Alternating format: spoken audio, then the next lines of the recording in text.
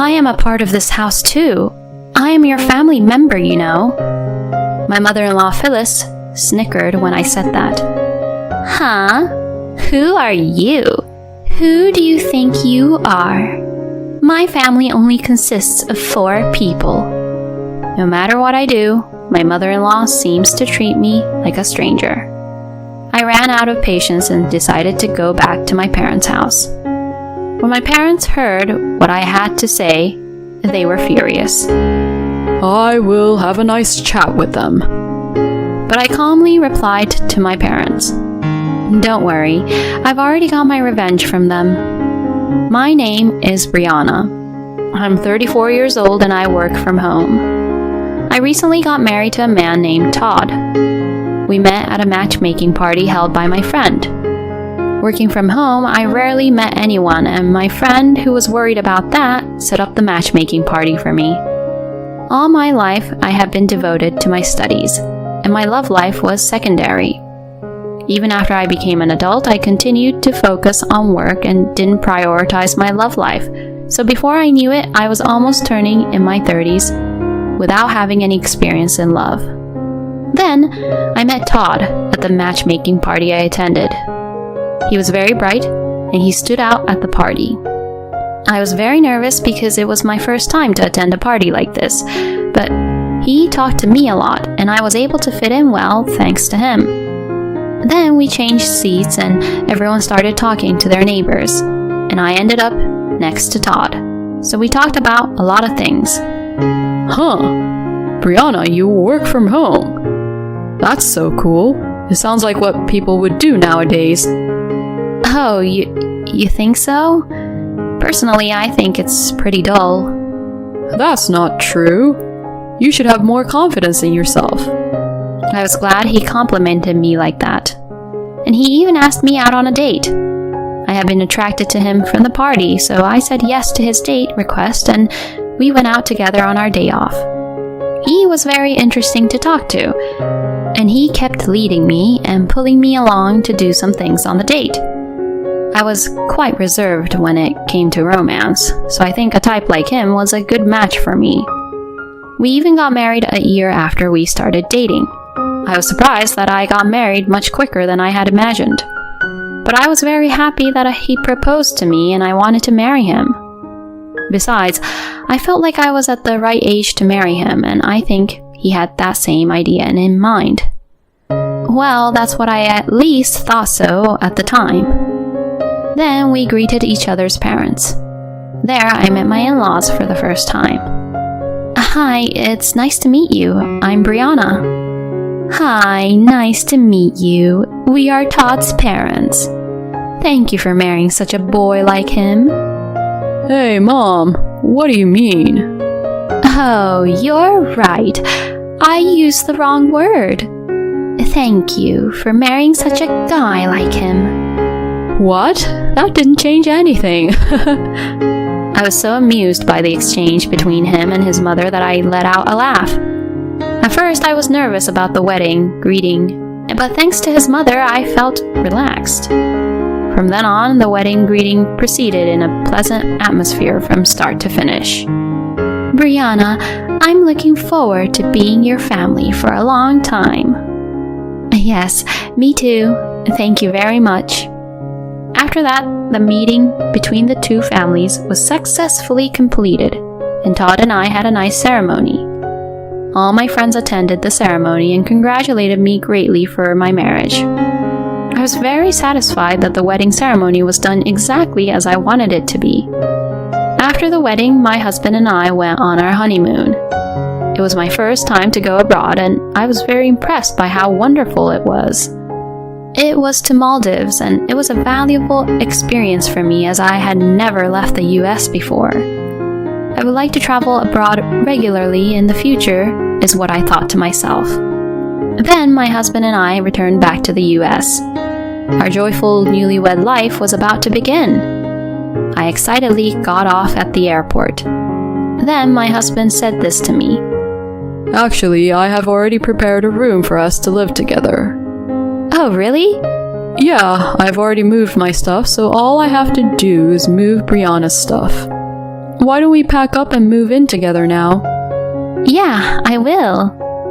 I was surprised, not knowing that my husband had done that as a surprise. But I was very happy that he was thinking like that to make our newlywed life better together. Then my husband helped me pack my belongings. As expected, it was difficult to finish packing in one day, so we divided it into 2 or 3 days and packed little by little. We decided that if we were going to spend a few days, we should call a moving company, so I had my necessary belongings loaded onto a truck and my husband and I drove to the new house. I was excited to get in the car with my husband, but I felt a certain discomfort on the way. The roads around here do look familiar. I remember there's a supermarket here, and I think I have been here once. My husband entered a residential area, and it was at this point that I finally realized where we were headed. Hey, could this new house be... When I asked him that, he turned the wheel and said, My parents' house, of course. What? I said so, feeling really surprised. Wait a minute. You mean we're going to live with my mother-in-law and father-in-law? Yes, that's right. What? I didn't hear anything about this. Well, that's because it's a surprise. What the heck? I'm not at all happy about that surprise. As I was turning pale, my husband saw my facial expression and became grumpy. What? You don't want to live with my parents? No, that's not it, but I just wanted you to discuss such an important matter naturally to me instead of keeping quiet about it. But if I do that, then it wouldn't be a good surprise. And that's why I said there's no need to make it a surprise. I was a little irritated that my husband, who couldn't understand my feelings and my tone, became a little colder. My husband became even grumpy and said angrily, What's with that attitude? You're the one who married me and married into my family. What your husband says is absolute. Don't be selfish and just do what I say. I was so surprised at the change in my husband's attitude that I froze. My husband had been very kind to me when we were dating and had been a gentleman to me. But he was a different person in front of me right now. We got here, so get off. I had no choice but to get out of the car. Then my mother-in-law Phyllis came out from their house. Todd, Brianna, welcome home. Saying so, Phyllis greeted us with a huge smile. I was surprised by my husband's sudden declaration that we were going to live together, but the fact that Phyllis greeted us so kindly made my anxiety disappear a little. My parents-in-law are nice people, so living together might not be hard. Well, if possible, I wanted to live only with just the two of us at first. I've already asked the movers to move my stuff, so there's no backing out now.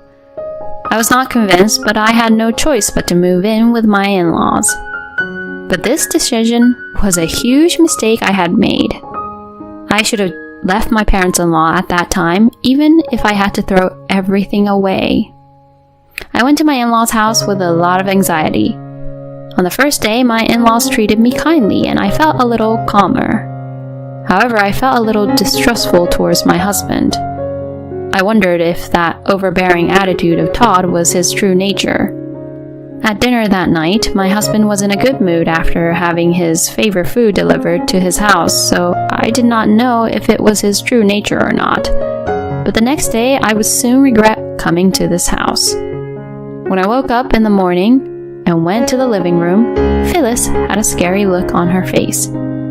Good morning. I thought she might be angry, so I greeted her quietly.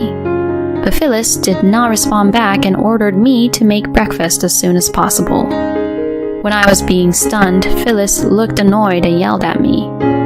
Why are you just standing there? Get moving. Prepare breakfast. I had no choice but to stand in the kitchen after being yelled at like that. But I didn't know where the cooking utensils and seasonings were, and I didn't want to be asked to cook a meal for the family all of a sudden. As I fumbled around, Phyllis let out a deep sigh. Oh no, you can't do any housework at all, can you? You are useless as a wife. I don't know why she'd say that to me. Then Phyllis glared at me. What's with that face? Huh? You're making a face like you're trying to go against me. Oh, no. You're a cocky wife, you know. You've married into this family, and you have to do as we tell you to do. I was completely speechless. Phyllis was making the same comments as what Todd had said yesterday. Perhaps the true nature of the people in this house is the same for everyone, and they intend to treat the wife as slaves. As I was preparing breakfast with this thought in mind, my husband and father-in-law, Dan, woke up. My father-in-law said one word: coffee. As I was concentrating on preparing breakfast, I heard Dan's angry voice. Hey, you!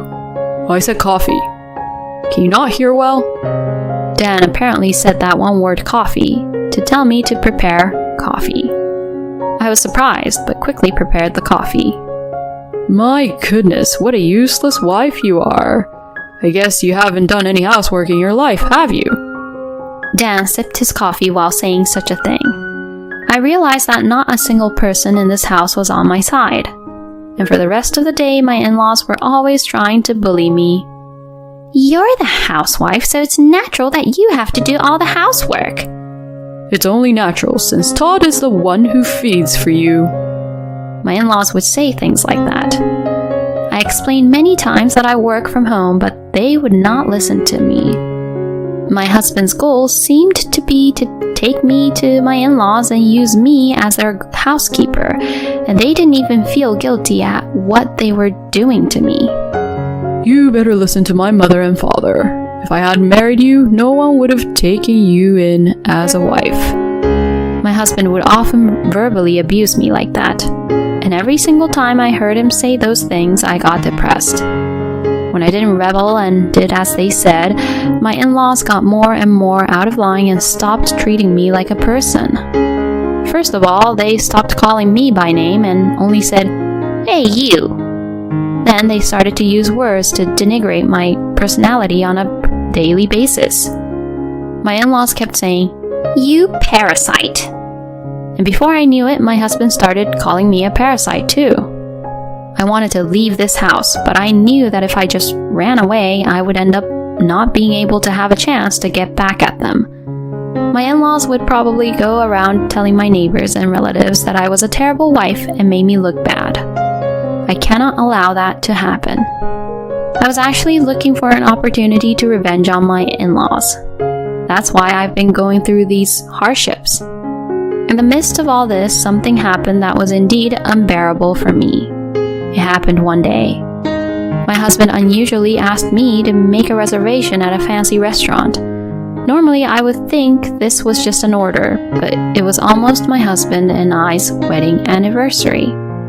I was surprised because I didn't think my husband would remember our anniversary. I was just a little bit happy and tried to call and make a reservation. But when I tried to make a reservation for 2, Phyllis suddenly snatched the phone away from me. "Please make a reservation for 4 people." She then hung up the phone. "What are you doing?" I said as I asked her to give me the phone back. Phyllis replies, "You made a reservation for 2 people. Are you an idiot?" But my husband and I were celebrating our wedding anniversary that day. When I said that much, Phyllis interrupted me and said, "What? What are you talking about? Who cares about that? My daughter who studied abroad is coming home that day, so we're all going out for dinner as a family." Excuse me? Apparently, my mother-in-law was planning to go to a restaurant not with me, my husband, and my father-in-law, but with them and my sister-in-law. I was completely appalled. I am a part of this house too. I am your family member, you know. My mother-in-law, Phyllis, snickered when I said that. Huh? Who are you? Who do you think you are? My family only consists of 4 people. You're just a slave, a housekeeper. Don't ever get the wrong idea. No matter what I do, my mother-in-law seems to treat me like a stranger. Since I ran out of patience, I decided to go back to my parents' house. I I then packed my bags and went to my parents' house while my in-laws went to the fancy restaurant. My parents were surprised to see me arrive with my large luggage. I explained to my parents about my life at my in-laws until now. My parents were furious when they heard what I had to say. I'll have a chat with them. But I calmly replied to my parents, "Don't worry, I've already taken my revenge." What? My parents both looked confused. I told my mother, "It's been a while since I've had your meals, Mom, and I want to relax," and went inside the house. And my mother put all her skill into cooking many delicious home-cooked meals. While I was enjoying my mother's cooking, my phone rang repeatedly. Most of the calls and messages were from my husband and mother-in-law, so I decided to turn off my phone. That day, I took a relaxing bath at my parents' house and went to sleep in a relaxed state. Then the next day, when I turned on my phone, I still received many calls from my mother-in-law and husband. I had no choice but to answer the phone. Then I heard my mother-in-law's panicking voice. "You, what are you doing? You can't just leave the divorce papers and take all your stuff with you." That's exactly what I mean. I can no longer live with you people. I can't stand your bullying anymore. As I said this, I heard my husband's voice. Apparently, the phone was on speaker. You've got to be kidding me. I won't allow you to divorce me. I mean, come home right now and do the housework, you parasite. Todd spits out his words. I really don't know how I can deal with these people anymore. Because you keep on behaving like that, that's why I don't want to live with you all anymore. What? Hey, you better be joking. A wife is supposed to do whatever her husband and his family says. If you don't understand that, you're not qualified to be a wife. I struggled to hold back my laughter at my husband, who was getting himself into more and more trouble. Why don't you just leave it at that already? Huh? What do you mean? Did you really think that I haven't done anything for about the last 6 months or so? I kept a notebook of all the times you people have abused and bullied me, and I recorded every horrible word you said to me. I even recorded what you said on the phone just now. What the? How dare you? My in-laws started to get upset, so I decided to tell them all about my plan. I have all the evidence of the treatment I received from you guys, and after showing it to them, I'm consulting with my lawyer. According to my lawyer, I can get a divorce due to it being your fault, Todd, and I can also get compensation for the damages you caused. Compensation? And my revenge won't end just like that. I'm sending copies of the bullying records to your workplace, your father-in-law's workplace, your relatives, and your neighbors. And a certified letter to your workplace. When I said this, my in-laws fell silent. Oh no. I heard my husband's voice, which sounded like a squeezed, fading voice. And I finally said, "Oh, and you keep calling me a parasite and talking about other people, but I do work from home and I make a lot more money than your son. I know you people don't understand that because you think I'm just a housewife just because I'm home. If you think I'm lying, why don't you ask your idiot son? Either way, I'm definitely getting a divorce anyway, and I'm getting compensation. Well, that's all from me, so don't call me anymore. If you call again, I'll call the police." I said that to them over the phone. My in-laws became quiet at once, so I hung up the phone and blocked their numbers from my phone. After that, as expected, my in-laws got a lot of criticisms from people around them. Both Dan and my husband are getting cold shoulder from people at work. Furthermore, the relatives cursed at them, saying, "You are a disgrace to your relatives, and don't even come to your relatives' gatherings." As for Phyllis, she became mentally ill and became a shut-in because her neighbors stopped hanging out with her. On the other hand, I successfully got a divorce from my husband and also got compensation. I am now working from home at my parents' house and enjoying my days, occasionally traveling abroad with my parents. I will continue to take my parents to various countries to take care of them as their daughter while working hard at my job. Thank you for watching until the end. Please subscribe to our channel. See you in the next video.